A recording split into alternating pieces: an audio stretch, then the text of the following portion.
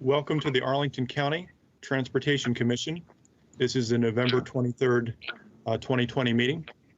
I'll turn it over to the chairman. Good evening and welcome to the commission meeting. I did want to just say a brief word of thanks and farewell. Unfortunately, Commissioner Rich, who has been a great commissioner with us for quite some time now, let me know that he has made a fairly quick move to the District of Columbia. And as he is no longer an Arlington resident, is no longer able to be a member of the commission. But I wanted to thank Commissioner Rich for his service and for his input over the last many Transportation Commission meetings. And with that, Mr. Best, let's start our first agenda item. First item is item number 1, citizen comment, and we have no speakers for this item. Item number 2 is the Courthouse Landmark Site Plan, and this is a site plan info item. I'll turn it over to the applicant for an overview. Good evening, everyone. I assume you can hear me since we were just chatting earlier and everyone can hear me fine then, right? This is Nicholas Cummings with Walsh Colucci here on behalf of the applicant. I'm going to give a brief overview and then I'll turn it over to Mike Pinkoski, who's going to go through the detailed transportation elements of the project. From a land use perspective, we're rezoning the property and developing it in accordance with the courthouse sector plan. This will, in fact, be the first project under the new 2015 edition to the sector plan for Courthouse Square. The existing zoning is C3 general commercial, which generally permits office and retail uses. Arlington's general land use plan designates the block for high density office apartment hotel. This is the same designation, for example, used for some of Roslyn. We will rezone the property to the CO zoning district. With the new additions to the sector plan, the county revised the CO zoning regulations to incorporate some special provisions for the Courthouse Square area. This included things like a height map, allowing us to go up to 210 feet in height, among other requirements. So much like in Roslyn with the CO zoning district, we have some, in the CO Roslyn zoning district, we have some zoning regulations specific to this planning area. We're proposing a 20-story, 425-unit residential building with ground floor retail and a below-grade parking garage, all in general compliance with the plan. I will note that there are a number of off-site transportation improvements being discussed with staff now as components of the community benefit package. You may have seen some of these in recent SPRC engagement materials. At this time, those improvements are not definite, but we're working out the details of our commitment. I'll also note that I know a lot of the comments in the recent engagement session were about protected bike lanes. Just to head off any questions about that, we are working with staff right now. Mike and John Ludostansky from Bowman and myself have been involved in some brainstorming sessions with the county trying to figure out how we could provide those lanes. Again, we don't have anything definite that we can. So with that introduction and sort of precursor, I'll let Mike run through the transportation elements. Hello, good evening, everybody. As Nick said, I'm Mike Pinkoski with Wells & Associates. Can everybody see the presentation on their screen? Okay, yeah, I'll take that as a yes. We'll roll here. Yep, we can see it. Okay, great. So just to orient everybody with the site, as Nick mentioned, we're immediately east of the Courthouse Metro Station. The block is bound by Clarendon Boulevard to the north, North Courthouse Road to the east, 15th Street North to the south, and North Uhle Street to the west. The two yellow triangles on the slide highlight the existing driveways. One serves a small parking garage, and then the other serves an existing surface lot. The proposed development, as Nick mentioned, 425 multifamily dwelling units, 17,000 square feet of ground floor retail. What this slide highlights is the conversion of North Uhle Street between Clarendon Boulevard and North 15th Street North to pedestrian promenade. Just walking around the block, if you see my cursor on Clarendon Boulevard, the curb extension has been pulled out slightly to the east where the existing crosswalk is to shorten the crossing distance across Clarendon and Wilson Boulevard. There will be a removal of the eastbound right turn lane, and it will be replaced with buffered bike lane and on-street parking, as Nick alluded to, and we can get into more detail later. When we talk about the cross section, the ultimate striping and configuration is still under review. Coming around to Clarendon at Courthouse, that northeast quadrant, again, there'll be a curb extensions to shorten the crossing distance for pedestrians at the intersection. A southbound raised bike lane inboard of the land script, one southbound travel lane, and we'll be removing a northbound travel lane as well to provide a bike lane and parking.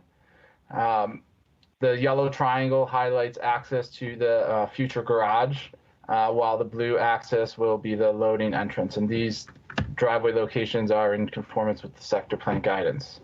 And then the southeast corner, again, an additional curb extension to reduce crossing distances.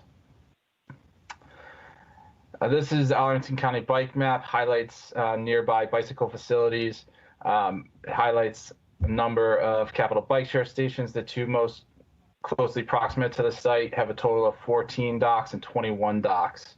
The black roadways highlight on-street bike lanes. The blue highlight on-street bike routes, while the red highlight existing trails. So this slide highlights the pedestrian and bicycle circulation once the development is realized. To the west, you have the Uhle Street Promenade. Pedestrian routes are highlighted with the purple dash lines. Primary bike routes are the green hatched lines.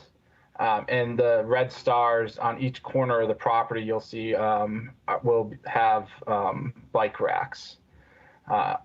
The circle to the southeast, next to the yellow portion of the ground floor, there'll be an at-grade bike room, as well as bike rooms in each of the below-grade parking levels. So getting into the cross-section, if you reviewed the online engagement, these cross-sections were what was presented during that. And as Nick mentioned, as of last week, we met with the county and had some work sessions, and we're taking all the comments we received from the online engagement, trying to incorporate those as much as possible. But just working through these slides, on the bottom is the proposed cross-section. Starting from the left side of the page, there'll be modifications to the existing median to either provide a wider median or an additional buffer for future widening. Two travel lanes in the eastbound direction, as I alluded to earlier. The right turn lane would be removed, and this cross section shows a 2-foot buffer strip, 5-foot bike lane, and a parking lane. And then we'll have 8-foot minimum clear sidewalk along the Clarendon Boulevard frontage. Moving to North Courthouse Road, working from the building, 10-foot minimum clear sidewalk, the raised bike lane, as I mentioned, the planting strip, 1 southbound travel lane, 2 northbound travel lanes, a 5-foot bike lane, and a park lane. This will remove 1 northbound travel lane. Today, there's 2 lefts and a shared right. Moving to 15th Street, the cross section generally stays the same with regards to the facilities provided. There'll be bike lanes in each direction, a parking lane on the north side, and then there's an option to convert the existing parking to a planting area to be incorporated into the future park. Again, all 3 of these sections that I've talked about are subject to change as the conversations with staff evolve. North Uhle Street Promenade. This is rotated 90 degrees clockwise, so north is to page right. You can see the metro station. There'll be landscaping. The major feature of the Uhle Street Promenade, as envisioned in the sector plan, to maintain that 20-foot clear sidewalk to provide fire access. Parking and loading summary. So the proposed development would include 160 residential parking spaces for a parking ratio of 0.38 spaces per unit. 60 spaces would be provided for the 17,000 square feet of retail at a 3.58 spaces per thousand. The applicant in the project will meet the 2% minimum electric vehicle with infrastructure for up to 50 spaces in the future based on demand. The requirement for Class 1 bike spaces is 170.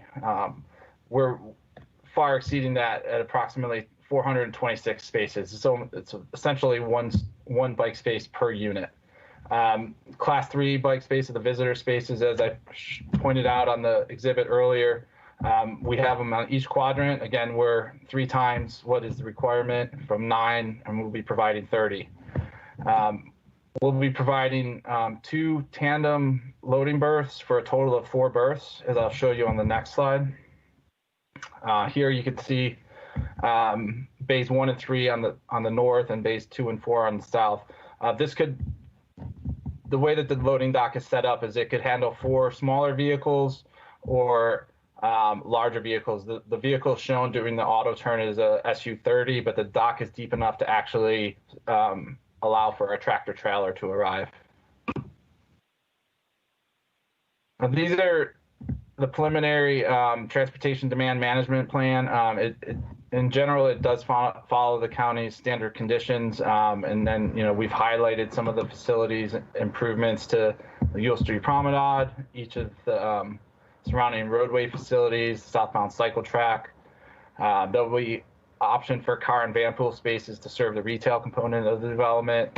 And then ongoing performance and monitoring consistent with the county's guidelines. And with that, we'd be happy to take any questions or receive some feedback. Thank you. All right, great. Thank you very much. Mr. Best, do we have any speakers on this item? We do not. Perhaps staff would like to address the commission. That sounds great too.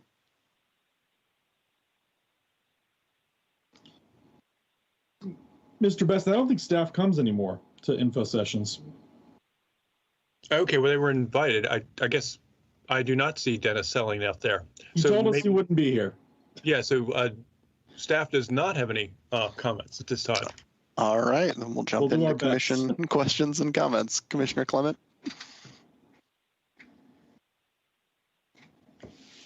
Yes, I just wanted to state that I found the plan to be very impressive, particularly the parking ratio, which is very tight. But I assume that the way this place is going to be rented, people will have that understanding when they do their lease and they're happy with the situation. The one question I have is that a lot of folks who don't own cars, for example, like me, do rely on shared vehicle devices like Zipcar and Free to Move. And what type do you have any plans for parking spaces for those types of shared vehicles?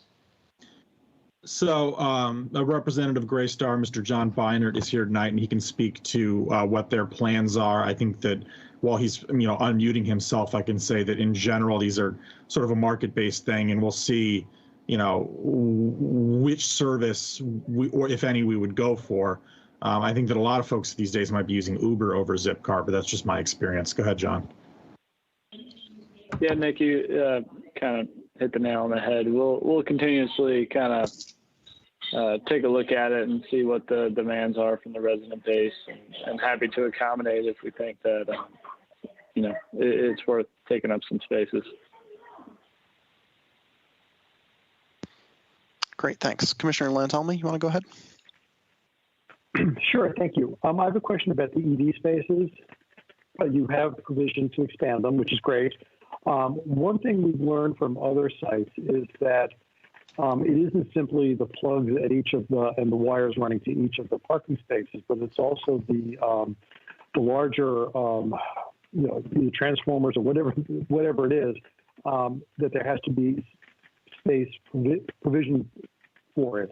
And that once you get past the additional ones that you have there may not be space for for additional capacity, electrical capacity, the transformers or whatever it is. Those utility boxes just don't fit anymore. Is there a way that you could have just simple outlets there, because most will be there overnight, they could presumably charge up on a slow trickle rather than the fast charger that presumably is what's going in there for the first 50 cars. how does that work? We going to be putting that capacity in? Yeah, so you can't really trick Dominion and the transformer size, based on the different type of electrical outlets. And so what we've done, and you're 100% correct though, we basically maxed out the limit based on what Dominion can provide to the site for the EV parking in our building out that capability. But as things progress into the future, right, it's this is how it is right now. It doesn't mean this is how cars will charge in the future. But we have to live with the limitations of what we have right now. Okay, thank you. Commissioner Buck, you're up next. Thank you for anticipating our number one bugaboo, the protected bike lanes. Look forward to hopefully seeing some revisions, especially on Clarendon. I wanted to ask if you had or would be willing to evaluate the northbound Courthouse lane distribution there. That outside shared left-right option lane kind of concerns me from a sort of a pedestrian safety perspective. It's certainly an improvement over the current condition where you have the 3 approach lanes, but I'm wondering if it would function for queuing if you just had a simple right only and left only and eliminated the risk of that double left.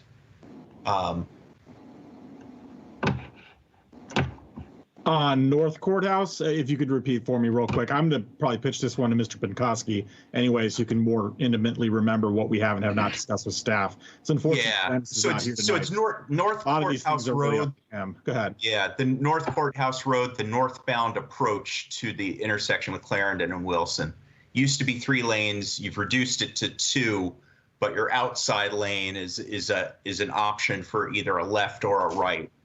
And the double left lane conflict with pedestrians concerns me. And I'm wondering if it's possible if you could evaluate changing that to a right only and leaving the left lane as a left only. So from a capacity standpoint and a signal operation standpoint, the northbound left movement onto east or to westbound Clarendon Wilson Boulevard, is one of the heavier movements at that intersection. So taking it down to a single left and a single right, I don't think from a capacity standpoint would do the trick. One thing to note that when the northbound approach of Courthouse Road is green and those dual lefts are turning, pedestrians will have the red don't walk sign. So they should not be crossing the intersection during that phase. And to your earlier point today, that shared center lane in the dual right turns is very much a no-no from a pedestrian safety perspective, because then you have 2 right turn lanes potentially yielding to that crossing. So this current configuration, reducing it to 2 lanes and a single right turn lane, will certainly improve pedestrian safety out there. But from a capacity standpoint, at this time, we really need the dual lefts. Okay, so I'm sorry to get into weeds on signal timing. Is it phase separated now? Or it sounds like it's a permissive turn now, but you're saying when the northbound approach is going, you should not be able to cross the leg of Wilson and Clarendon there and have that conflict. The vehicles during that phase have the right of way. Okay. All right. I've never hit anyone. I work nearby, obviously, so I'm intimately familiar with the entire site and the traffic patterns around it. Thank you, Mike. Thanks a lot. I got a couple questions. So we received the executive summary only of an updated TIA this afternoon. Can you speak to what changed in the updated TIA versus the TIA that was submitted with the original 4.1 filing? Yeah, so the updated TIA coordinated the development program. The development program in the previous study had a different unit count and different retail mix. as well as evaluating the future lane use at North Courthouse and Clarendon Boulevard, Wilson Boulevard. Our analysis did not pick up on the first submission of the removal of the eastbound right turn lane, as well as the 3-lane northbound approach. And staff had there was a couple other cleanup comments that staff had, but the biggest one had to do with the operational analysis and changing the lane use. As I mentioned, eastbound Clarendon Boulevard and northbound North Courthouse. Staff just wanted to make sure that operationally, with the removal of those lanes, that it would still operate at generally acceptable levels of service. Great. Can you make sure that be posting the updated TIA eventually to the website? It was submitted November 3rd, and I'm not sure if it's on the project page yet, but it's been in now. Yeah. Great, thank you. Cool, a couple of things. Again, I want to echo Commissioner Buck's thanks for already being on top of looking at the protected bike lane situation, especially because there was some confusion, I think, where every plan view that I've seen on this shows a protected bike lane southbound on North Courthouse Road and not northbound, but like the staff report and the staff presentation both said that it would be protected north and south. Really glad to see some conversation happening there. Can you talk a bit about the design of the pedestrian promenade? I know there's some grade change there, and I think there's some like plateauing to get seating on either side that would be actually flat because nobody wants to sit on a slope. And can you talk through that and talk about how wide the clear zone is there for pedestrians to actually circulate? Sure. So like you said, there's about a 4-foot grade change from north to south on the site. And in order to kind of activate that retail on our side of the street, we've created those two kind of plateaus of seating areas that kind of project out. There's another constraint on the site in an existing utility vault. And so we've adjusted that 20-foot clear path, which is really just for emergency vehicles only. So we'll have roll-up curbs, but there'll be no vehicular traffic at all. And so we've kind of I don't have anything with me right now to show it, but we've kind of bent it and created a more dynamic view corridor down the promenade. And so that'll be a full 20, there you go. That'll be a full 20 feet in the middle. And then you have the sidewalk on the CVS side. We've created these two terraces that they'll all be ADA accessible at the sidewalk. So the sidewalk at Clarendon, the sidewalk at 15th Street, that'll all be kind of at level and able to be accessible. And then, we'll have our retail jump elevator from the first ground floor parking up to that vestibule right in between the two. And then on the other side of the street, we'll have it'll be, public furniture, seating places, ways to engage this space and make it very, dynamic and welcoming and kind of your entry into Courthouse. I don't know if I hit all your questions, so happy to continue to elaborate. We're pretty excited about how it's going to turn out. It'll be very green, very lush. We're figuring out how to do the overhead lighting to really make this an active and engaging place. Great. That's all great to hear. This plan view makes it seem very barren and plain, so I appreciate the extra commentary there. We're gonna have some spruced up renderings probably for the next SPRC, so keep an eye out for that material. And just knowing that you wouldn't mind seeing it, we can bring it to action too. Great. And I think this comment is probably less useful without staff here to have part of the conversation, but I'm also concerned about the proposed new sawtooth bus bays on 15th Street. We've had, certainly I've had some close calls with the sawtooth bus bays on 18th Street in Crystal City under Route 1.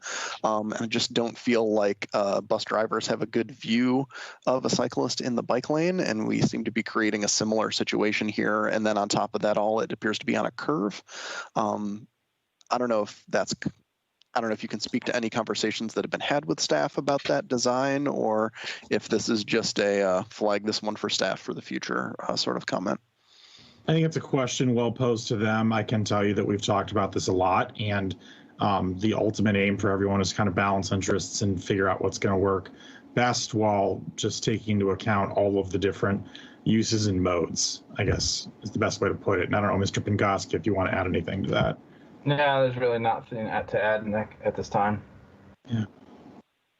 And then I think probably similarly is a comment that at least in the courthouse square sector plan addendum, envisions 15th Street as a shared street, curbless environment, and this design in the rendering here really marks out individual pieces of space for everybody still, which is not really in the spirit of sharing. Can you speak at all to the current thinking, at least from your end, on 15th Street and how or if that becomes a shared street in the future? Again, I think it's just a matter of staff and us working together to find a balance of, what they want this area to look like, what they think is best considering all the different demands. I think that we've done a lot to try to make it a, multi-use space. And that I think that what is going to help a bit is if we can come to an agreement on what's happening across the street on 15th. That's going to help link things together a bit more too. Thank you very much. All right, Commissioner Price, you've had your hand up for a bit. Please jump right in.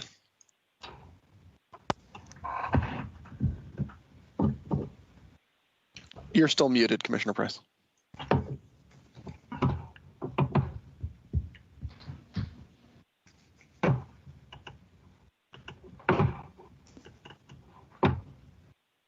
Muted.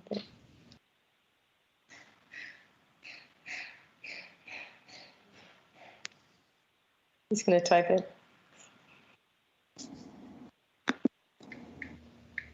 Okay.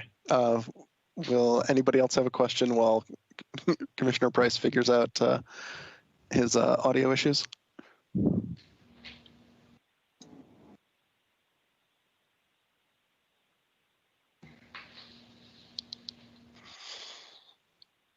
Commissioner Price, if you want to go ahead and type your question into the chat box, we're happy to answer it that way as well.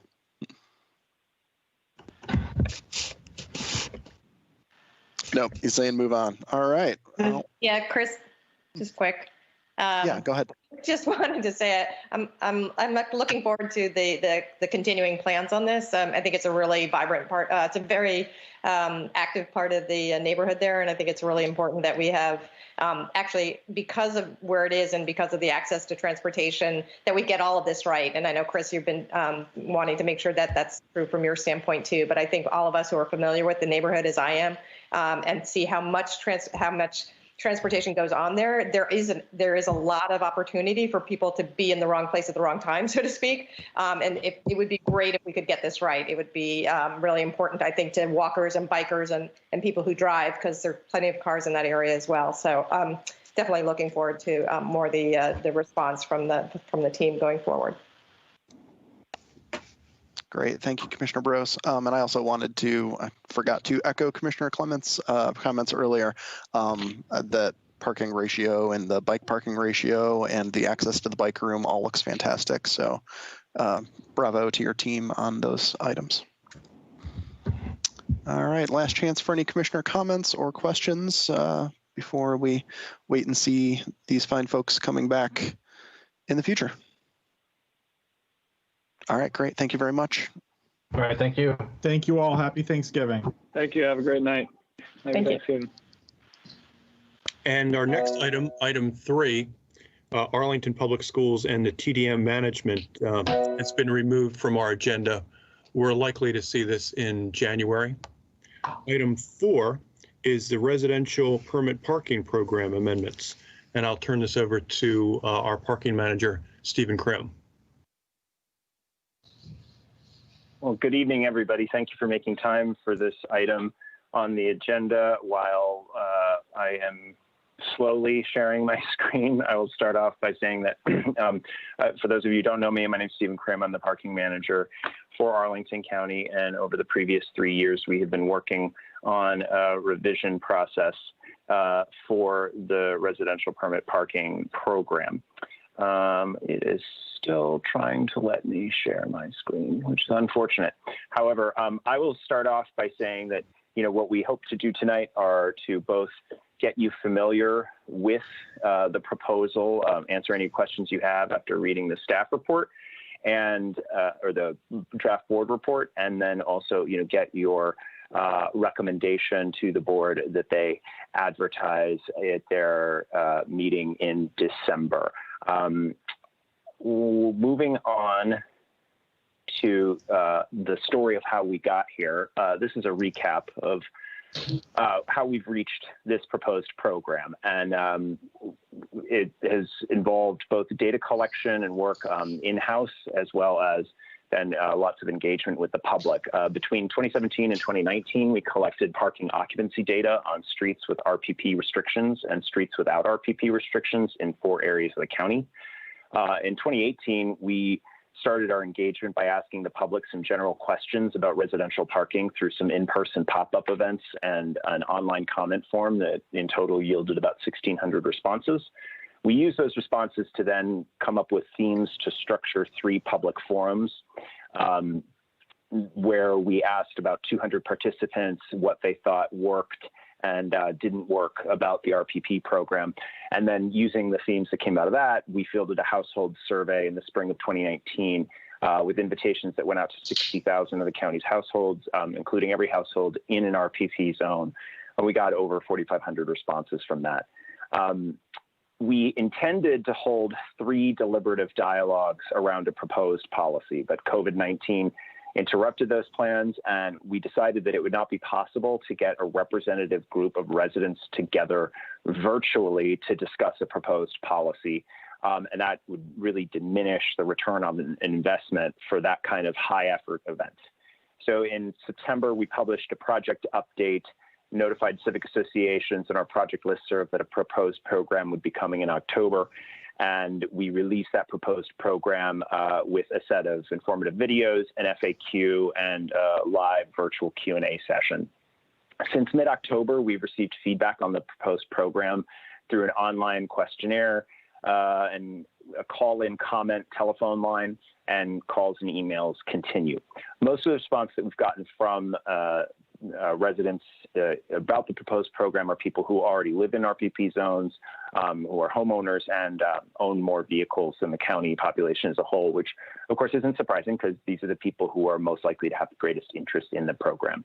And finally, I'll mention that in order to be as inclusive as possible, we've offered all of our materials in English, Spanish, and Amharic over the past few years.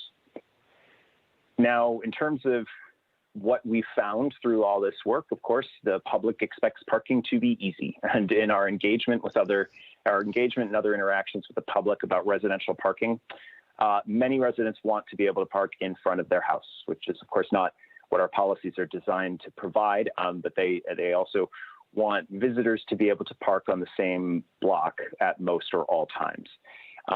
In fact, in our survey, people generally thought parking was difficult or said they wanted to have RPP when streets were around half full in the evening. So the tolerance for parking is, the occupancy is pretty low. We did find that the RPP program, where it's already in effect, keeps parking occupancy low, and even during the hours after RPP restrictions ended. So most streets with RPP where we conducted parking counts are no more than half full pretty much at any time of the day. Less than 20% of the streets with RPP that we reserved are over 75% occupied at some point. So there is a share of streets where there are still occupancies above, what the program would seek to provide. But people in the RPP program certainly report having an easier time parking than those who are not in the program. And while RPP is an on-street parking program, the amount of parking that residents have in driveways, garages, and parking lots comes up a lot. And so as part of that, we went about investigating how much off-street parking is out there at our residential homes, or the homes in the county. As you might expect, we found a lot of variation, but single-family detached homes had a median number of 3.5 parking spaces per home. Townhomes and duplexes had a median of 2, and apartments and condos had a median of 1.1. We also found that, most residents with RPP like it, not all, but most. And most of the people who do not have it do not want it. Now, when we look at what we've heard from across the community, both those who have RPP and those who don't, we see a lot of different opinions about the program. And what we're proposing here is a compromise between different viewpoints. And it flows from a set of policymaking principles that we presented to the board back in the fall of 2019. I'll say now that all outcomes of this process will displease some of our residents, given the very different viewpoints that we see today and have been seen throughout the life of this program. In addition to what we've heard from the public, we've been mindful of the county's master transportation plan and what it has to say about on-street parking and RPP. Here, I've highlighted some relevant elements from the parking and curb space management portion of the plan. Of course, first, the MTP reminds us that the county is a steward of its curbs for the benefit of the general public, though we recognize that residents feel a lot of ownership of the curbs in front of their homes. Second, the MTP acknowledges that people want to be able to park on the street near their home, regardless of their housing type. And in low-density neighborhoods, the MTP doesn't really give like a target of how far away it should be, but the smallest or the lowest distances in low-density neighborhoods, it suggests that residents might expect to be able to park within a block of their home. And finally, the MTP sets out 2 competing policies that have to be balanced.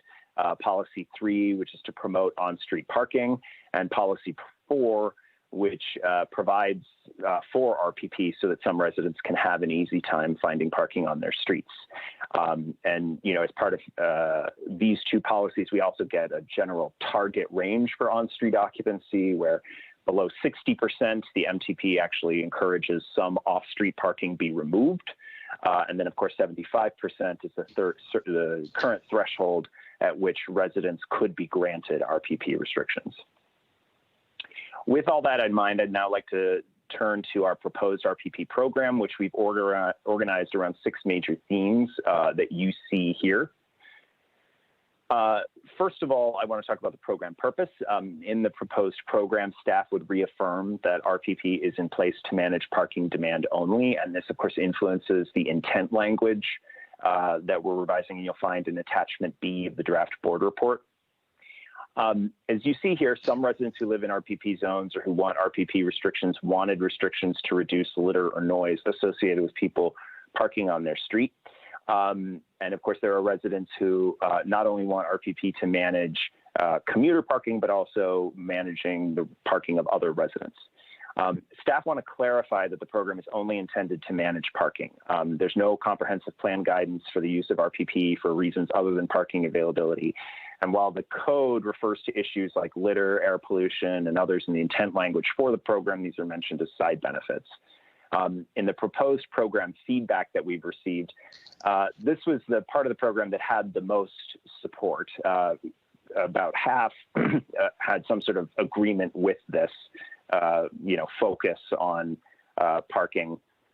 And those who did not agree said they wanted a clear statement on this program managing commuter demand only, not managing resident parking as well.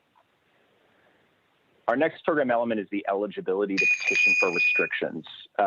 Today, households living in nearly all single-family detached homes may petition for restrictions, but a series of tests, including the year in which a building was built, limits eligibility for townhomes and then also for apartments and condominiums. In the proposed program, people living in all housing types would be able to petition for restrictions if they were built by right. Buildings built by site plan, unified residential development, unified commercial mixed-use development, and the 2 types of the form-based code use permits would remain ineligible to apply to get restrictions and join the program. Over the years of our engagement, we've heard many residents who had very strong opinions about who should and should not be able to petition for RPP. And many residents we've heard from, for them, RPP eligibility was fundamentally about fairness. About half of those who currently participate or buy permits think everyone should be able to get permits. But I want to highlight that attitudes about new, denser housing construction in a neighborhood do change dramatically depending on who is allowed to park on street. And we find that while about half of all residents support new, denser housing construction in their neighborhoods, that drops by half to about 25% if these hypothetical new residents were able to park on the street. What we're proposing is meant to address fairness in a balanced way. Some residents will see excluding households residing in homes built through the site plan and certain use permit process as unfair, and we understand that. However, it does two things. It prevents developers from building housing with a reduced number of parking spaces and then expecting county streets to store the rest. And frankly, excluding these buildings is also necessary to reduce resident opposition to much needed new housing construction that is called for in the Affordable Housing Master Plan and other parts of the comprehensive plan.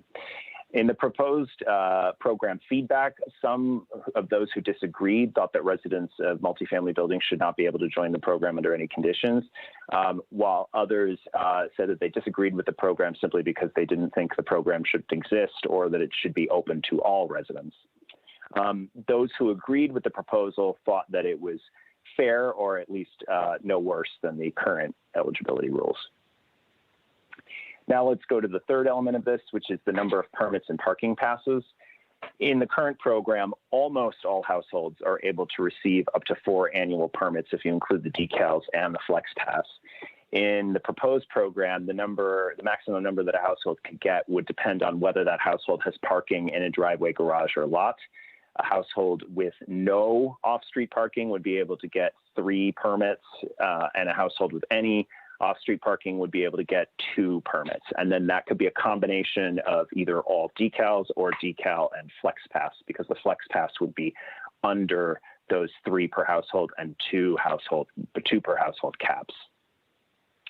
To understand how we came to this proposal, I'll mention again that while RPP manages parking on the street, when residents talk about which households should be able to get RPP, they also talk about parking, the parking that those households have in garages, parking lots, and driveways.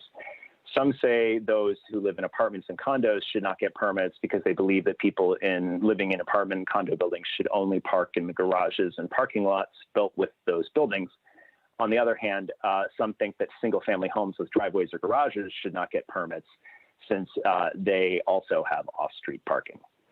This proposal is meant as a compromise where we're expanding eligibility to more housing units, but linking the maximum number of permits to the amount of off-street parking a household has, in line with these kind of conflicting but similar opinions about who should and should not be able to have access to the program. The proposal would encourage residents to use the off-street parking that they have and make room available on the street.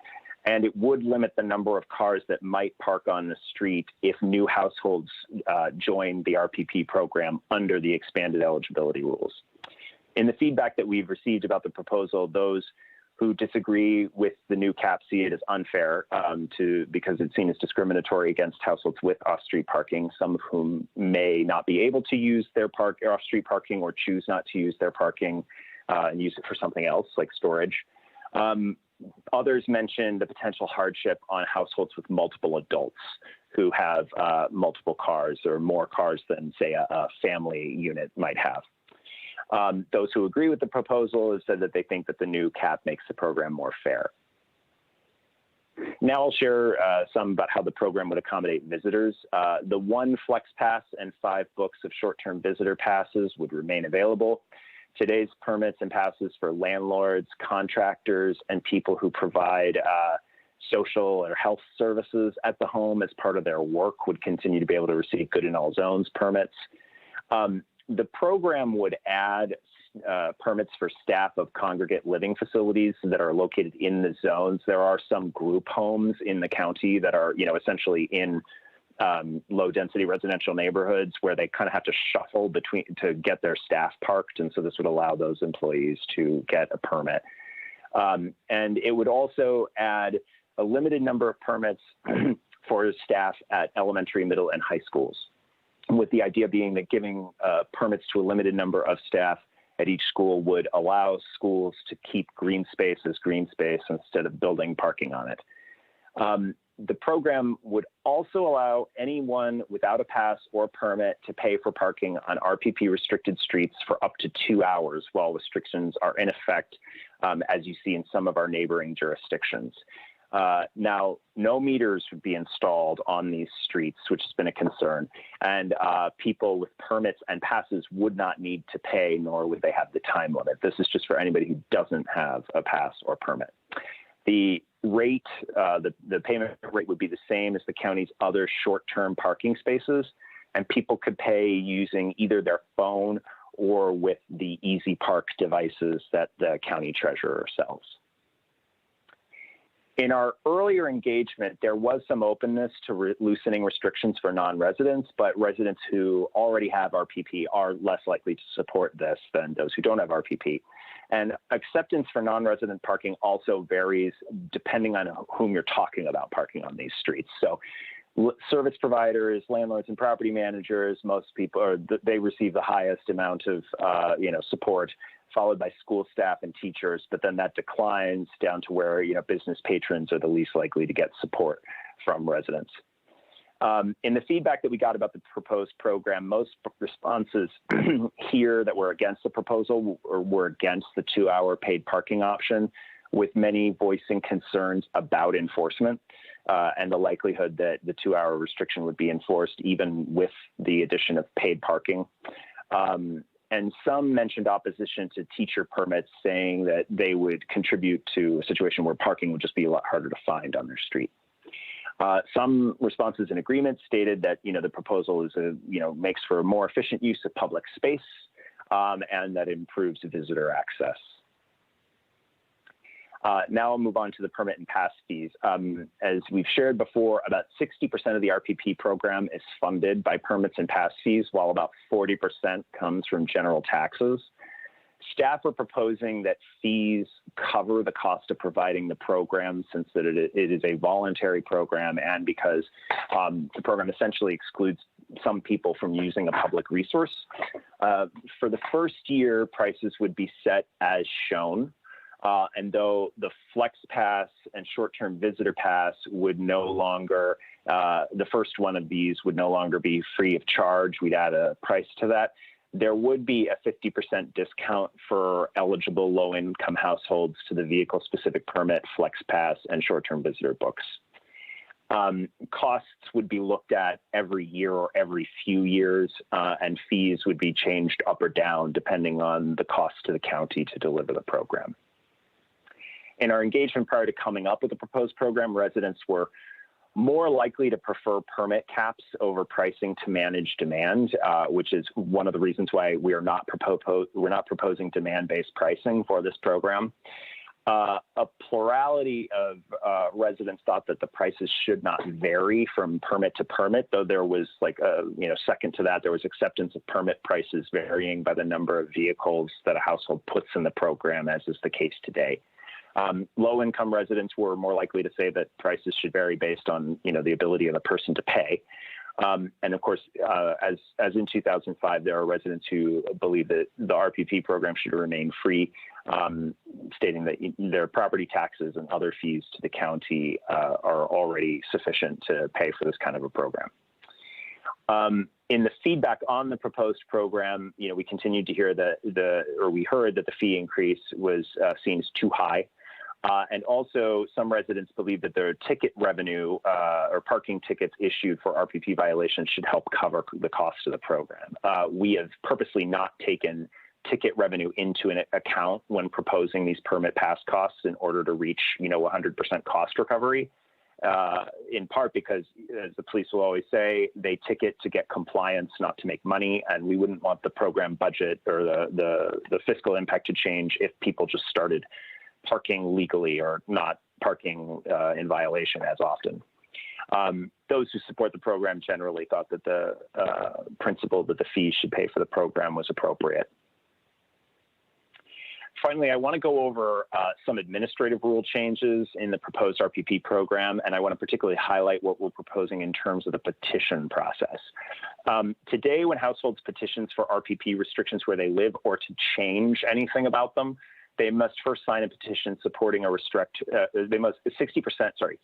of the households on a block must sign a petition supporting the request.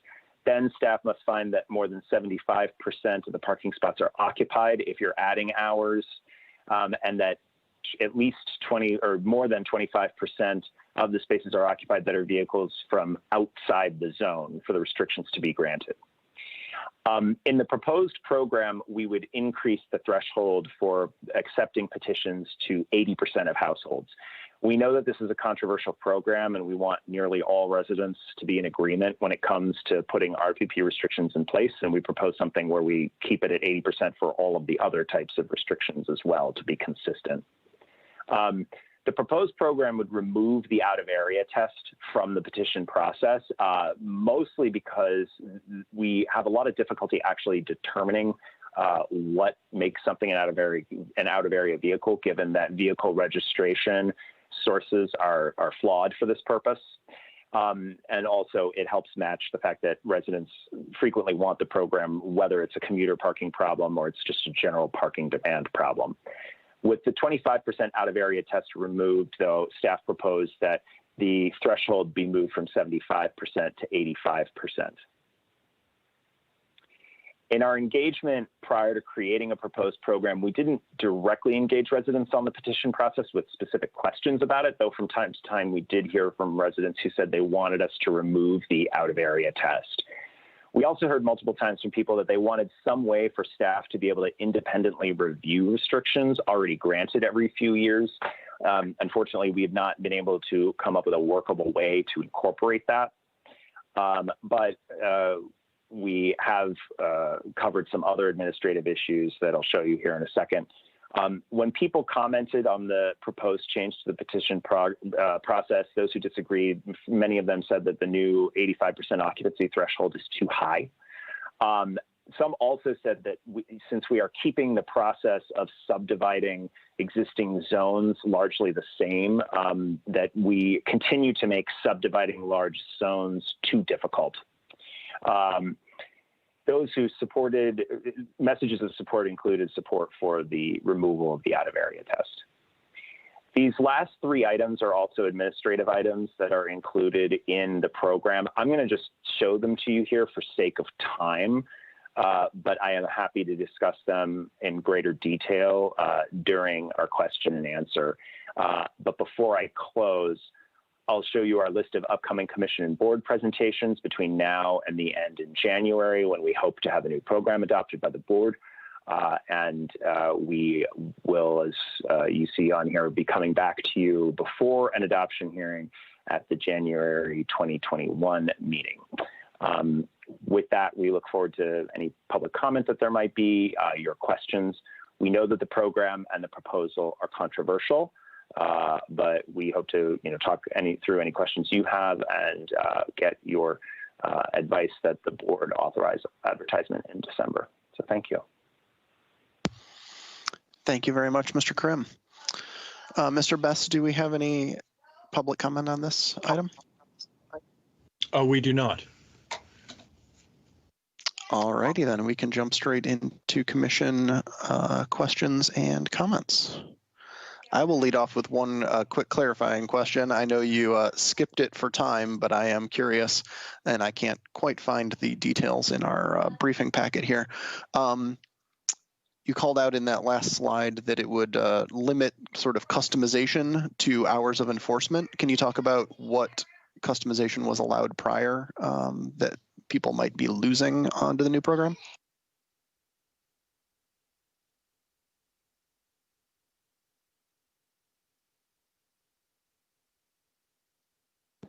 You're on mute.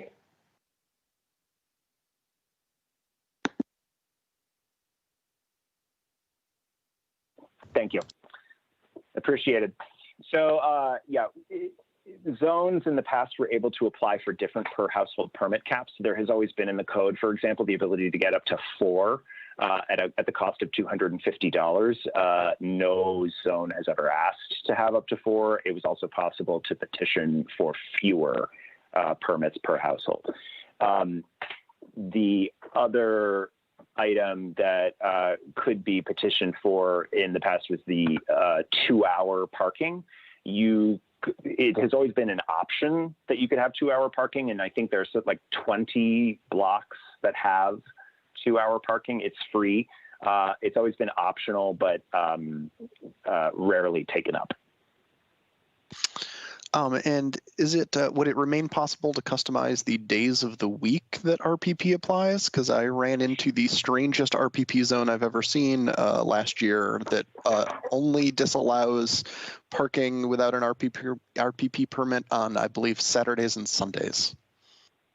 Yes, you would still be able to customize the days of the week. We have a set of standard hours that are that you pick from, like a menu. So it's basically weekdays, and then separately you can apply for weekends, and then separately you can apply for 8 a.m. to 5 p.m. and then 5 p.m. to 1 a.m.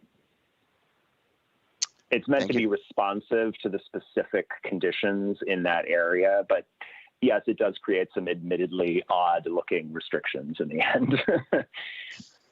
All right, great, thanks. Commissioner Lantelmi, go ahead.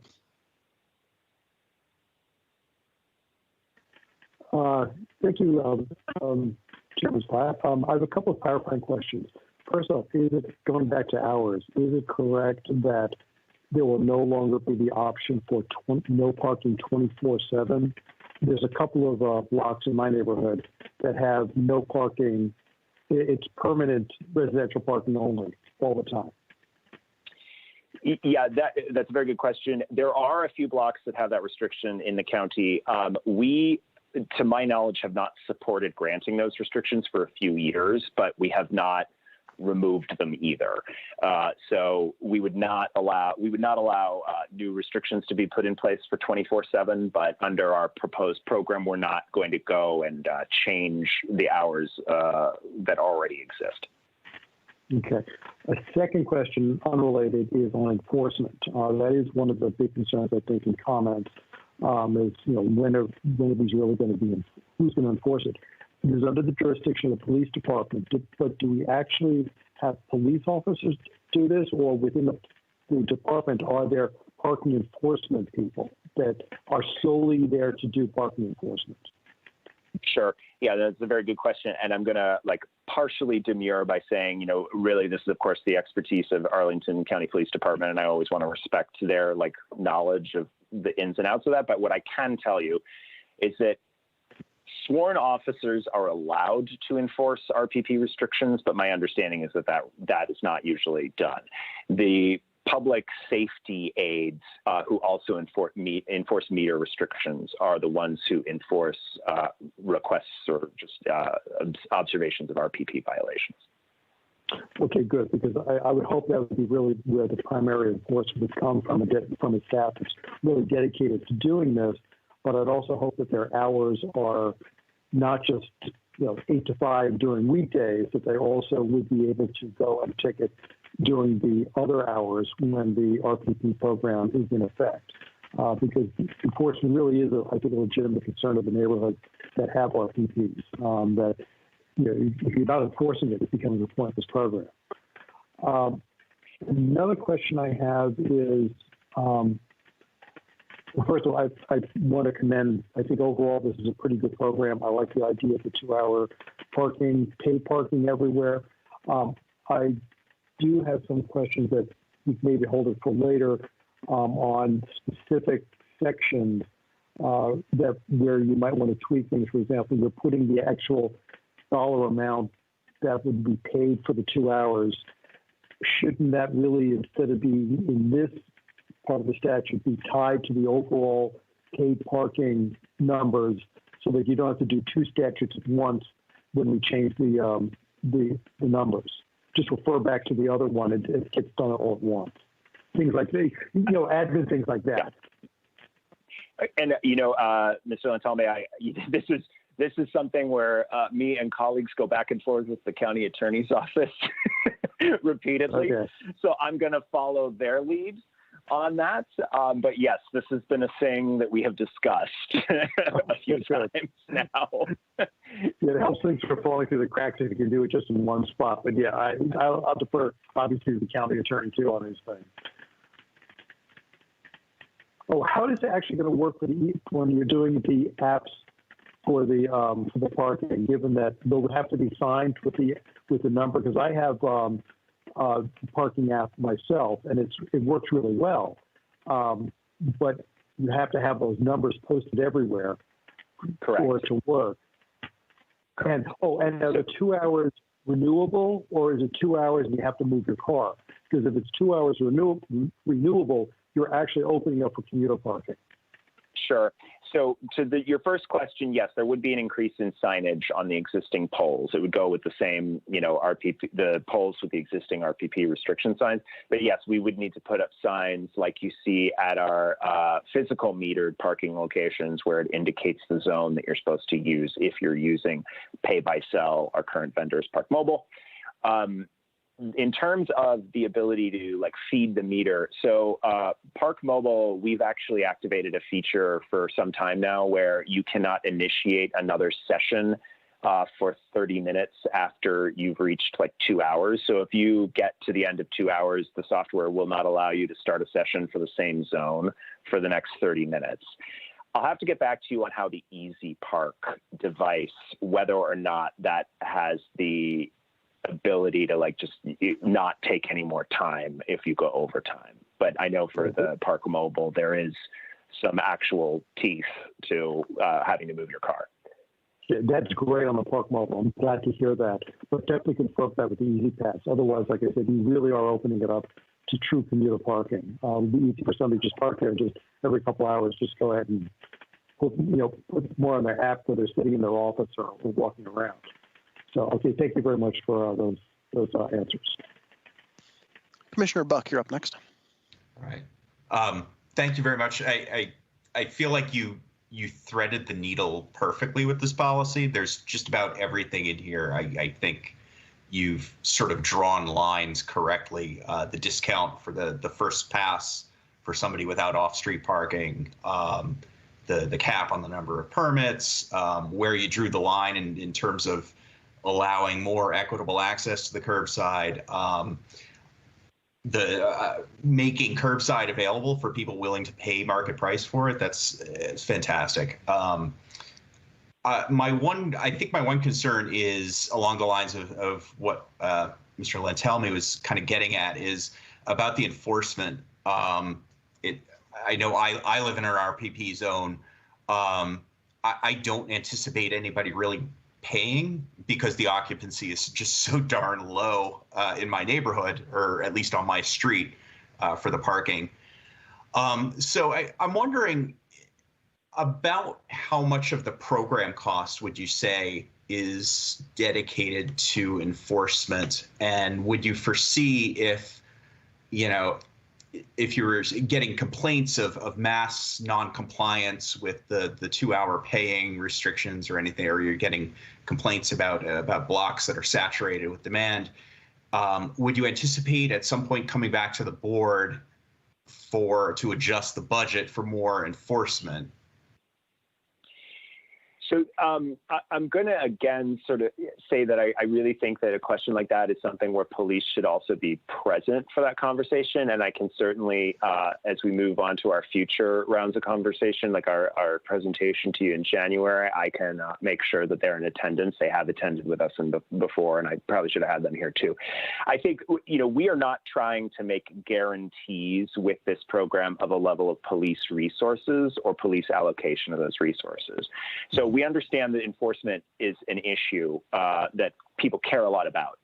I will say, though, that the ways we try to incorporate enforcement here is in the design of the program. So, for example, while many people say that counterfeiting or selling of passes is a problem, when in our survey we asked people, well, do you want a program that's flexible or easy to enforce? It was about 50% said I want flexible, and 42% said I want, easy to enforce, and there were 8% I don't know. And only about a quarter of the people who are in the RPP program actually want the type or number of passes to be simplified or reduced. the metered 2-hour parking or paid 2-hour parking, that would be something new. And we recognize that. And so I think, what we're trying to do a trade-off here is like, well, we have these very low occupancy streets. We also have people who say that the existing set of passes and permits are, they'd rather not deal with it in certain circumstances. So isn't there something else that can be done?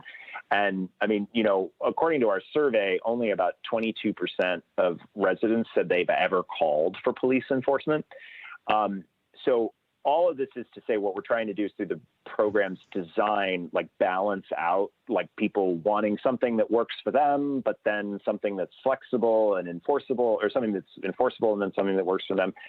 I think we could certainly bring police together to talk about whether or not they would want to tie certain enforcement resources to this program or not in the way that you were describing, like out of the fees. But I mean, at the end of the day, though, if this proposal were to be adopted and people were not happy with it with a level of enforcement, I'm pretty sure we'd end up back before you and the board about changing something. You have my thoughts and prayers. It's parking. It's always like this. Parking. All right. As long as we're talking about enforcement, I'm going to go ahead and jump in here and talk about it as well. As one of apparently the 22% of households who have called for parking enforcement, I will say I think that the design of this program, which I 100% support, will reduce those calls. I am one of the people who will only ever call parking enforcement if I'm absolutely certain that there is a car that should not be there, and that certainty will be gone under the new program. I fully support the program, but now I will not know if that's a car that shouldn't be there or if it is a car that has just paid for parking on their phone. It used to be, you could take a quick look. Do they have a sticker on the back? Do they have a placard hanging from the dashboard? Do they hanging from the mirror? Do they have a placard on the dash? None of those three things. They're not supposed to be there. I can call and not feel like I'm wasting anybody's time. That's not going to be a thing anymore. I did just want to get a little bit of clarity. Is it the cost of enforcement in some way included in the program cost? So yeah, so we, I don't have the exact department by department breakdown, but when we set our, when we were making like a revenue and expense model for, setting rates, we included the police department's costs in the cost of delivering the program to the county. So in total, we estimate that the program costs about $364,000 to provide to residents. But the cost center associated with RPP, like in the accounting books, is only about $225,000, I believe, per year. And when you were talking about cost to administrate and provide, we're not including the cost of like paving all of those curbside lanes that people are parking in, right? No, and this is actually a question that came up during our Q&A. And I think the important thing to remember, when people talk about like, taxes and whether or not these fees are appropriate, I would say that the roadway is what you're generally paying for with your taxes. And of course, for accounting purposes, we are accounting for the recovery for some of that through our meter fees. We are looking at the fees here for RPP as what it costs for us to prevent others from parking on your street for long periods of time. So really, we're simply trying to recover the cost of that program, not absolutely everything associated with providing space for parking. Yeah, well, I, for one, would certainly support higher permit fees if that additional money were to provide additional enforcement resources to our police department. I would agree that I believe 11 cents a day is what the new higher proposed fees work out to, at least for the first permit. And it's very challenging to find parking that cheap anywhere else in the county. That's lower than most of our apartment dwellers pay on a monthly basis, let alone on a yearly basis. Commissioner Lantelmi, back to you. Thank you. Yeah, I very much agree with the raised prices. This program should be self-supporting, and I live in an RPP zone, so as much as I hate having to pay more for anything, I will do it here because, as I said, I do believe this program should be a self-supporting one and not be subsidized by the other taxpayers in the county. I guess,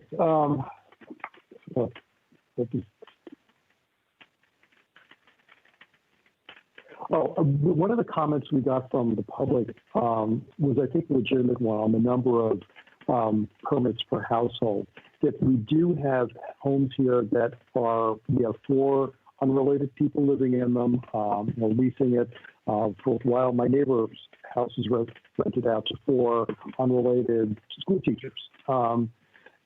They all have cars. That means 4 cars per household. And while my neighbor did have a driveway, which people could park in, there are some houses in the county that are large enough for multiple people that do not have a driveway, or a garage. All the parking will have to be on the street.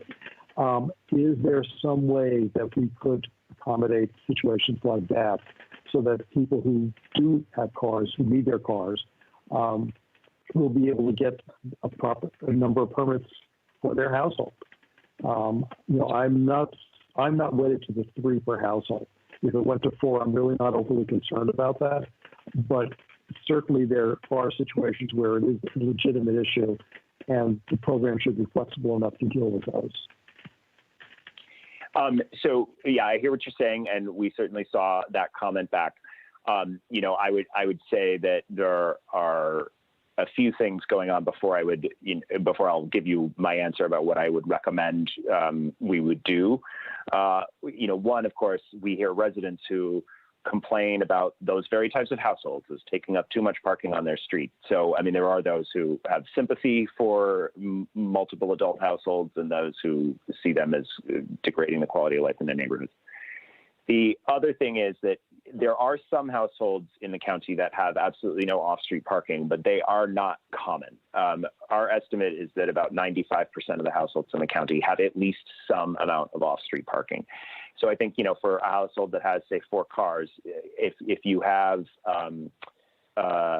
any driveway space, 2 of them are welcome to get permits, and 2 will need to park off street somewhere on the property, or somewhere else nearby. Now, if there is a property that has 4 adults, 4 vehicles, and absolutely no off-street parking, then yes, under the current program, the option for number 4 is to find another off-street location to park. Now, I would say that if the maximum number is something that is, if that's a real concern for you all, I don't really think it helps the administration of the program to start making like property by property exceptions, which is sort of where this program has gone in the past. What I would rather have is just a higher across the board number that we can just go with.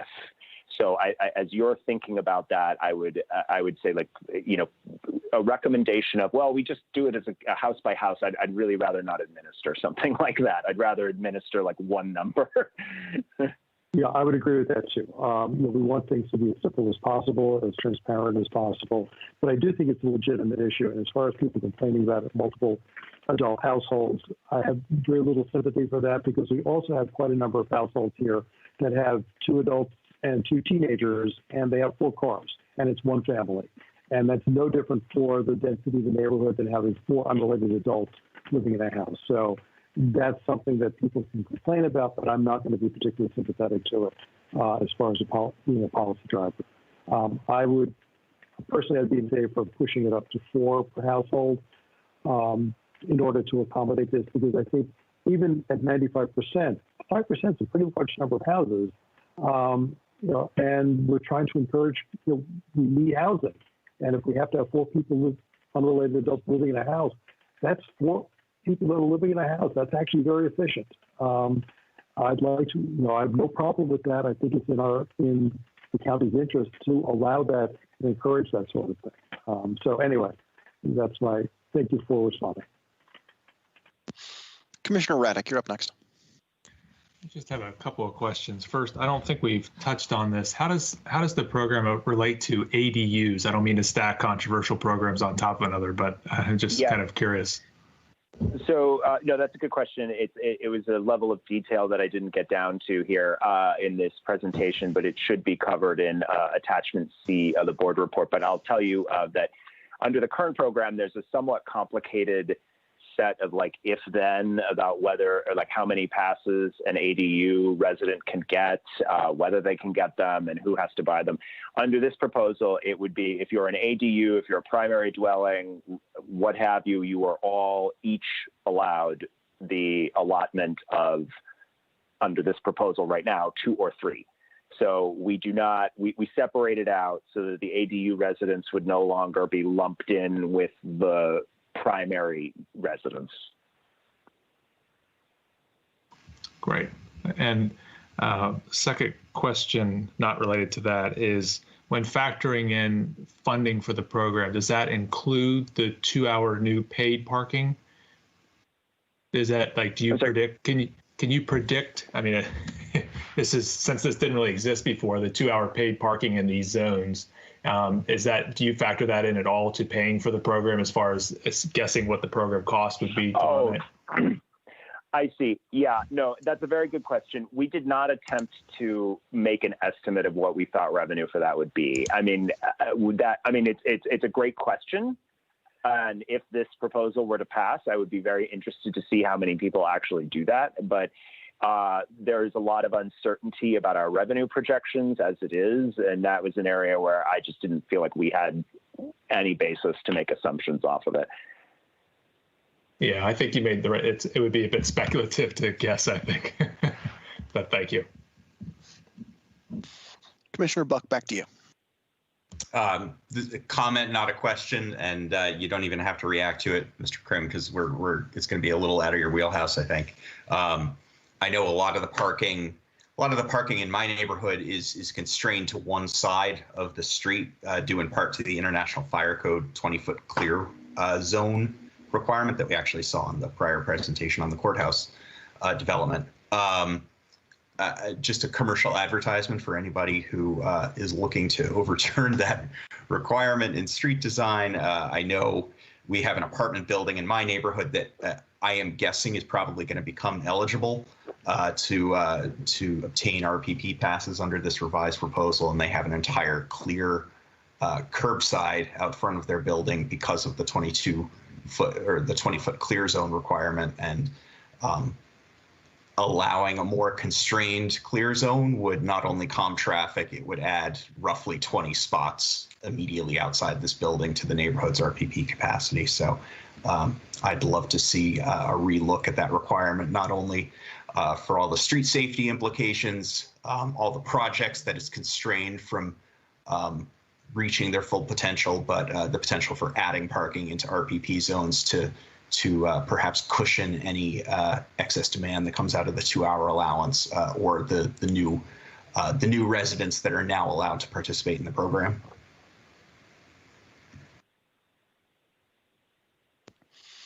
All right, thank you for that, Commissioner Buck. That 20-foot clear width keeps coming back up. We saw that as part of some repaving projects this year also as kind of a thorn in our side. So be interested to have that conversation in the future. Any other commissioner questions or feedback? This is an RTA, so I believe we are being requested to recommend that the board advertise public hearings on this particular issue.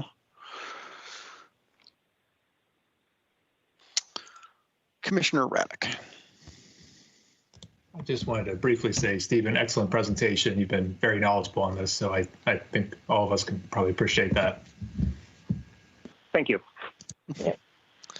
Yeah, I also wanted to echo Commissioner Buck's comments. This is an incredibly difficult program to deal with a lot of strong feelings on all sides, and I'm really impressed by the by you and your staff's work to thread the needle here and find reasonable middle grounds on so many of these issues. I would certainly prefer to see pass pricing go up more steeply than they do as you get to your second or third car.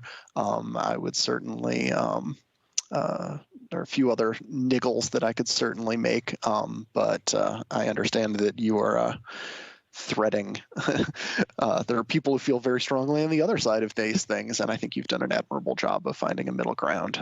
So I strongly support your careful. Wow, words are not coming to me tonight.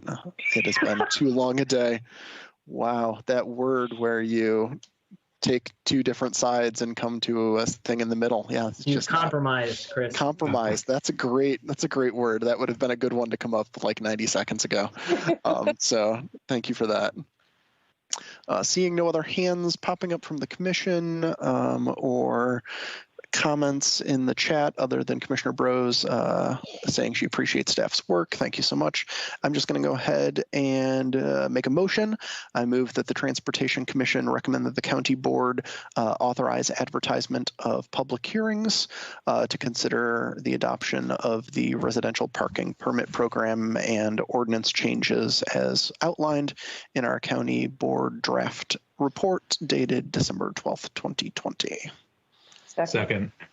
All right, that's been seconded. Is there any discussion of that motion or potential amendments to that motion? All right, hearing none, we will go ahead and jump to the vote. Commissioner Lantelmi. Aye. Rose? Aye. Commissioner Buck? Aye. Commissioner Price?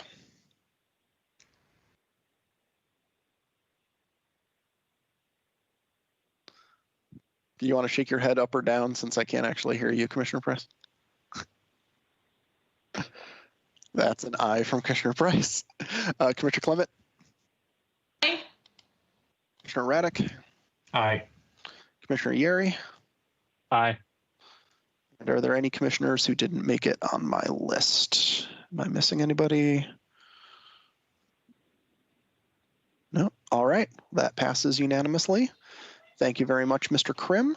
And I think the commission will take a brief 5-minute break before our next item, and we'll be back here shortly.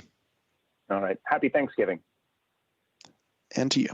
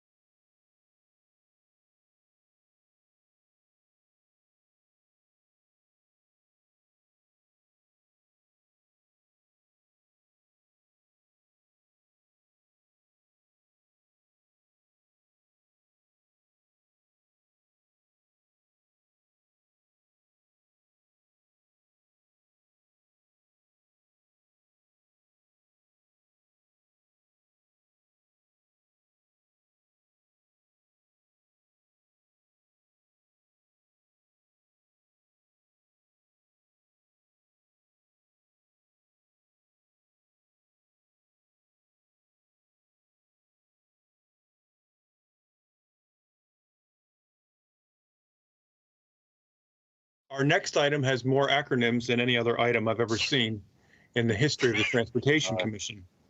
It really gets down to FY 2027 CMAQ and RSTP funding priorities. This is an action item, and I'll turn it over to Dan Maloff for a staff overview.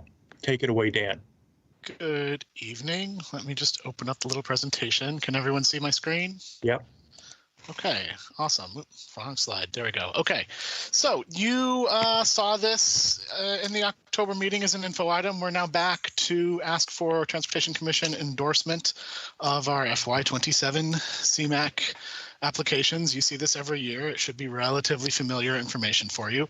So just a real quick overview of the basics, just to remind you.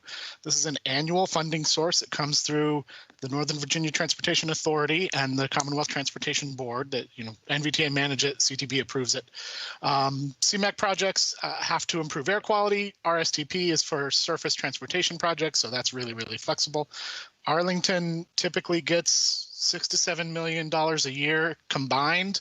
The two programs are kind of managed, I don't want to say interchangeably, but as a single larger umbrella program. And, you know, so the amounts vary. You know, we might get more RSTP and more CMAQ year to year, but overall, $6 to $7 million a year. And they are programmed 6 fiscal years in advance. We can amend things going forward if we need to, but we do have to set applications and have them approved 6 years in advance. So every year, the vast majority of this money goes to Arlington County Commuter Services. It provides the largest funding source for all of ACCS's operations, including Walk Arlington, Bike Arlington, all of Arlington's TDM programs. Most years, the rest of this money goes to some sort of traffic signal infrastructure. It changes a little bit year to year, but usually we have a little bit marked for that. Some years there's a third project that's usually bike related, and in the past few times we've had money for that. It's been capital bike share. A couple of years ago, you may recall, we applied for bike wayfinding signs, did not end up getting that. Years and years ago, you may have seen some trail projects, although it's been a long time since we did that. There's not generally enough money available to do a trail project with this source. Today, we are, again, asking for TC endorsement of the 27 applications, FY27 applications. So last month, this is what you saw, and this is what was sent out in the package that you got with the board report, showing basically 3 priorities for this year's application: transportation systems management, integrated corridor management. That's just a complicated way of saying traffic signal infrastructure. And you can see the original plan was to request $700,000 for that. Second priority was ACCS with a request of $7.5 million. Third priority was capital bike share with a request of $350,000. And then you see traffic signal optimization down there. That's on the table because we apply for that every third year according to a sort of normal cycle. That's an off year this time, so there's no request for that this year. So since you saw this last month, in fact, since the board report was prepared, just like a week or two ago, and today, there's been some shifting based on what the traffic signal people tell us they're able to accomplish. So this is what we are now requesting your endorsement of, and what will then go in the board report for county board approval if the TC blesses it tonight.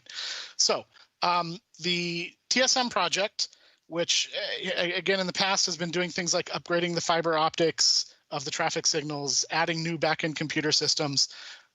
They, in FY27, don't have projects lined up that are appropriate and would be ready to go at this time. So as a result of that, we're proposing to zero out that request for FY27. You may see it again in FY28, but for this cycle, we're going to take it out. At least we propose to do so. And then we propose to move that request just dollar for dollar, take that $700,000 and put it down onto capital bike share, which would make the capital bike share request a little bit over $1 million. Any money that goes to capital bike share would probably go to equipment replacement, possibly upgrading more of the pedal only bikes to electric assist. This is also sort of a handy way to put money. We don't exactly know how much we're going to get. We know it's not going to be our full request of $8.5 million, and you see at the bottom that has not changed from last month. We know we won't get all of that, but we know we're going to get some portion of it, and we want to request more than we think we're going to get. We never want to under request, and so this is a very good place for us to sort of over request as it is, knowing that we'll be able to use the money if we get it, but if we get a lot less, we'll also be able to use that. So really that's it. Just you see the TCM is zeroed out. That's no longer a priority for FY27. Our top priority now is ACCS at 7.5 million. Our second priority is capital bike share at just over $1 million, and there's no optimization request. So we are requesting just the two priorities for a total of $8,550,000. And with that, I don't feel the need to add more detail unless you would like it. I would go ahead and take questions. Thank you very much, Mr. Maliff. Excellent presentation as always. I think my first question is, why $7.5 million for ACCS? That, just based on this chart, appears to be significantly more than ACCS has ever been awarded as part of this program. Yeah, that is a great question. And every year that comes to you, it basically looks like that. We know that they're going to give us somewhere between $5 and $6 million. ACCS could use more, although we wouldn't want to suddenly increase their budget by $1.5 million or $2 million 1 year, only to have to trim it back the next year. Really, it's a strategy of over requesting to NVTA. The amount that they get to dole out to Northern Virginia jurisdictions and the amount that we will get from the Northern Virginia whole is unpredictable at a precise level, right? We know that it's going to be somewhere between probably $6 and $7 million. There was this 1 year, FY24, you can see on the table, where due to other funding requests elsewhere in Northern Virginia, there was much less money available. They gave us more in other years to balance that out. There could be years where they give us more, knowing that we would bank it and balance it out in other years. And so we're not going to actually put $7.5 million onto ACCS, but requesting that amount gives us the flexibility in case they have more money than we think they will. And that's the same answer with the bike share. It's very, very, very unlikely we would actually get $1 million to put on bike share. That would be fabulous if we did, but it's very, very unlikely. It's a strategy of over requesting. But requesting more for ACCS doesn't preclude us from getting money for bike share, given that it's a higher priority request. Right. So that's a very good question. And usually the reason that TSM is the top priority and ACCS is listed second, it's not because TSM is actually a higher priority than ACCS. It's in order to facilitate that very negotiation that you bring up. If we were only going to request $350,000 for bike share, we might be tempted to make it the number one priority. But the fact that both of these numbers are I don't want to say negotiable, but unlikely to be fully funded, it's okay that they're in this priority, right? When we have the TSM numbers, we need that number to be fully funded. And so then the second priority is the one where there's maybe wiggle room. This year, there's wiggle room in both. So the priority doesn't matter as much. Thank you. Any other commissioners with questions or comments on this? All right, then I will just say that I was prepared with a number of hard questions about the TSM ICM request at this meeting, and now I have no use for them. So I appreciate staff recognizing that there was not a great need there and dropping that request for now. And I am fully prepared to support this grant application. Just watching for any additional hands or questions or anything in here from other commissioners.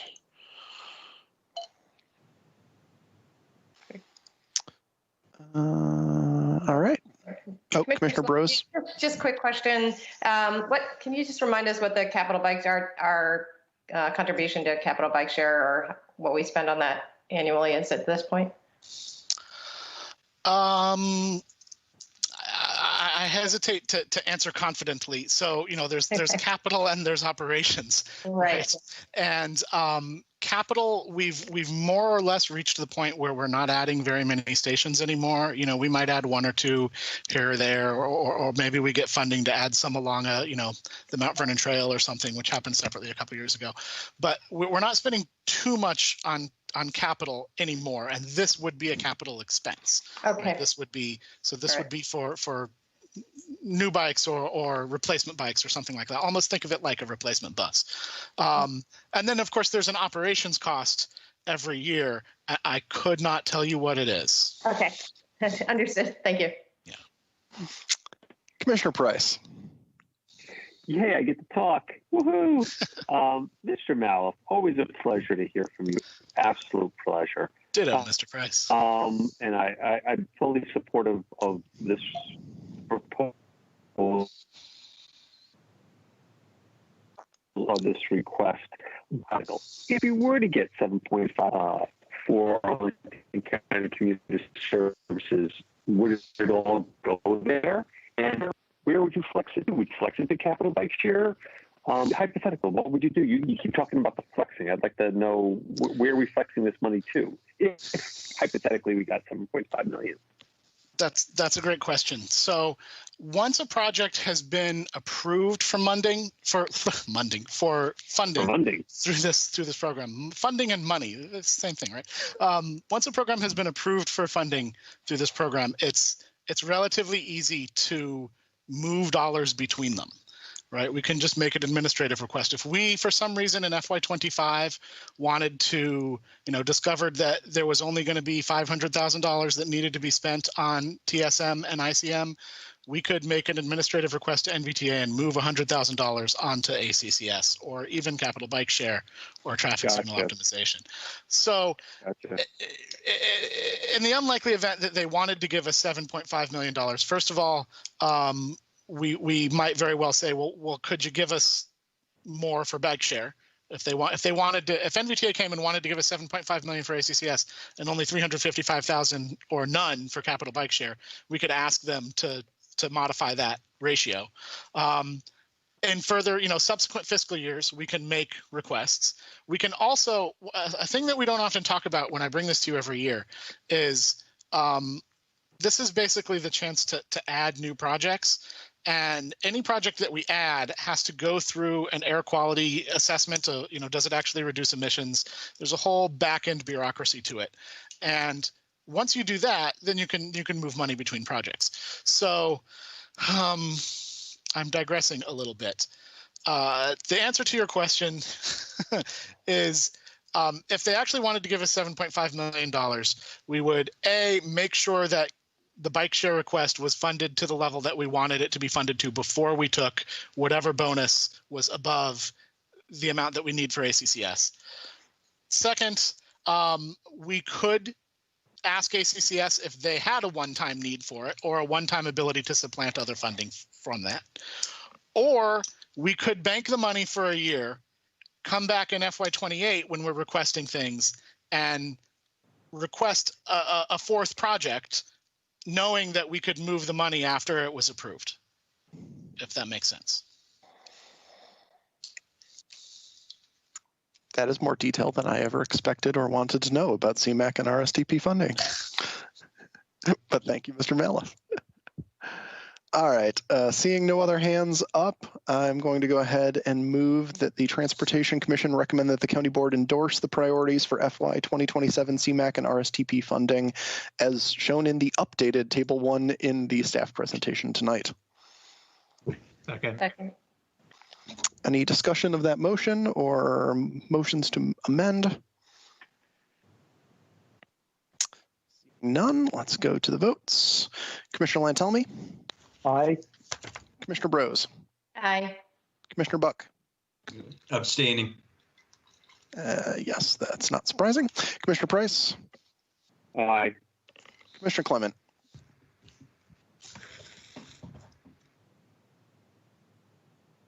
Commissioner Clement, I didn't hear you on this vote. Aye. Thank you. Commissioner Raddick? Aye. And Commissioner Yeri? Aye. All right, that is all support with one abstention. Thank you very much, Mr. Mallett. Thank you. It was a pleasure to be here. Have a good night. You too. And our next item is item number 6, other business. Staff does not have the date of our January meeting, but we will have that sometime in early to mid-December. So with that, this is our last meeting of 2020. We'd like to wish you a healthy and safe holiday season, and we will see everyone back in January 2021.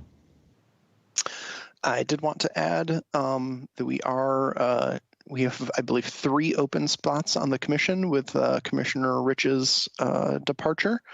I have met with 3 different people over the last month or so who are interested in the commission, but none that are quite ready to join on at this point. So always looking for good candidates. If you know people, have met people, somebody on your neighborhood listserv says smart things about transportation, anything like that, please don't hesitate to put them in touch with me. The more we have, the better we can spread the workload around with site plan review and public facility review and sector plans and all of that fun stuff. That's all I've got. Anybody, other commissioners have anything for the good of the order? All right, great. Then have some fantastic holidays. We'll be in touch about the January meeting. Thank you. Good night. Good night. Good night.